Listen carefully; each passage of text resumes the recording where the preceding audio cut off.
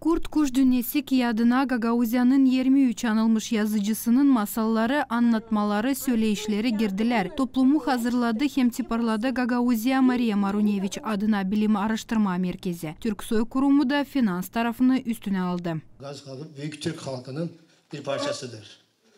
Ona göre siz de bizim kardeşimizsiniz. Yani biz her zaman Gagavuz hem edebiyatçılarına, hem kültür insanlarına, sanat insanlarına her bir sayede yani uşaklardan tutmuş büyüklere kadar bütün hem müzik, sanat, tiyatro, resim, fotoğraf, heykeltıraşlık, yazarlar, şairler, Türkiye'de de var birkaç şair, onlarla da biz devamlı çalışıyoruz.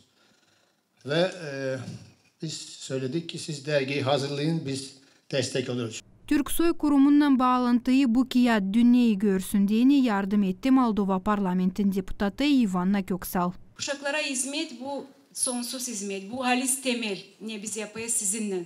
Onun için Gagavuz dilini koruyalım, laf edelim, kullanalım onu. Yoksa kaybolmasın aramızdan. Prezentasyada yöneticiler, yönetim kurumların yöndericileri, yaşlı terbiye edicileri pay aldılar. 9. uşak başçasının başı Anna Kraytor söyledi hani bu kağıt yardım edecek uşaklarla Gagavuz dilini havezlen öğrenme. Sağ olsun insanlar kim kurmuşlar, kim tiparlamışlar bu kağıdı. Çünkü o çok önemli, hem lazım uşak başlarına. Bize uşaklara denen masallar, söyleyişler, uygun laflar çok lazım. Onun için biz onu kullanacağız her gün. Sermoniye lazım olsun her bir yöneticiler bu kağıt. O zaman bizim uşaklar da belki müteahhitler, laf edecekler Gagavuz dilinde. Kurt Kuş Dünyası masal toplumu evlatlarda sevda hem saygı ana diline uyandıracak. Düşünürler avtonomiyanın yaşayanları. Ben hem pek beğendim masalı Horoz hem Tilki. Niçin? Çünkü onda var çok personajlar, angılar pek meraklı. Ben sanırım hani bu kağıtlar yardım edecekler uşaklara tarihler bilmek Gagavuz dilini. Ben düşünüyorum hani tabii ki lazım uşaklara üretmeye, Gagavuz dilini küçükten bilsinler. O bizim ana dilimiz. Onu biz lazım hepsimiz bilelim. Uşaklarımız da tabii ki bilsin.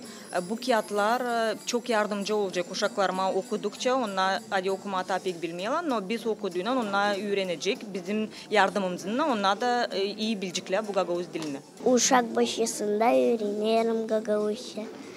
Bu masallarda mamu beni okuyacak. Kurt Kuş Dünyası toplumu üretim kurumların bibliotekalarına, uşak başçalarına bağışlanacaklar ki üreticiler kullansınlar kendi işinde. Marina Tapal, Grigori Stavilov, Artem Tapal, GRT Haberler.